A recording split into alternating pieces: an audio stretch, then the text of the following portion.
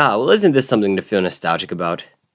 At some point, every isekai being released was either a harem or a power fantasy, but then somewhere along the line, something changed. Nowadays, we're getting tons of diverse, interesting isekai ideas. Like there's one about becoming a slime, one about dying more times than is humanly possible, and heck, somebody somewhere thought it'd be a good idea to make a post-isekai story, so my point is, so many isekai coming out either have a twist on the casual isekai formula, or come up with entirely new ideas which would only make sense in the fictional world that they came with. And this, without a doubt, sounds great on paper. I mean, no more cringeworthy hero scenes, no more easily predictable situations, and far more potential for interesting plot twists and new character archetypes.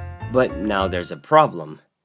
We're human. They only have so many unique ideas a person could take in at a time before they start wanting to see more of just one. And this happens all the time, hence why genres exist in the first place. Also, just to be clear, nobody's in the wrong for liking casually, classically basic, by-the-book, straightforward, flat-out simple anime of a certain genre. Again, just so we're clear. So with that out of the way, Eminence and Shadow's a thing.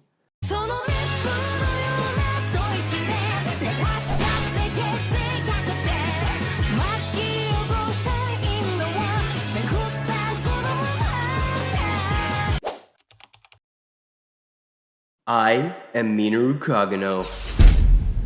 I'm constantly working on my journey to become king of the pirates, but the path to Hokage hasn't been easy.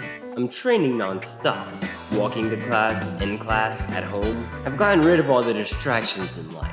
Games, girls, gamer girls, to focus on what's truly important. Games. I'd say that by now I'm relatively close to achieving my goal in becoming the #1 hero. Weapon handling? Mastered. Hand-to-hand combat? Child's play. Guns? For breakfast. Nothing currently alive in this world even has the potential to beat me. But then again, how could it? I am nearly the leader of the Soul Society. What? Bro, are you serious? This anime knew what it was doing. Kageno is in a new world after being hit by Trope 1. Realizes that in this world he can become the most Trope 2 fighter there ever was. So he starts constructing his overpowered Trope 3. We've seen it all before, calling these tropes overused and recycled because they're just so boring. So now we have a lot of anime coming out which avoid these tropes with a passion. But now think about this. When no anime uses these tropes anymore, I think it's safe to say they're up for grabs. And I'd imagine Eminence and Shadow thought the same, because the anime, for seeming generic almost to an unreal extent, takes itself unusually seriously. Any isekai that does do things that are generic would usually make a parody out of it, breaking the fourth wall or making sure that you know that they use this trope very intentionally for comedic effect. But despite Sid actively trying to make his life the perfect generic isekai, or in other words, trying to make a parody out of it, he is still, unironically, the strongest fighter to ever live, who was killed by a truck in his past life, and seems to have a strict no boys allowed policy. So why is it so popular if it's just the same as everything else? Well, I'd say it likely has a bit to do with the timing. You see, when we get so many strange isekai, sometimes you just want some finger food greased with good animation, which is precisely what Eminence and Shadow is, and believe me when I say I mean that in the best way possible.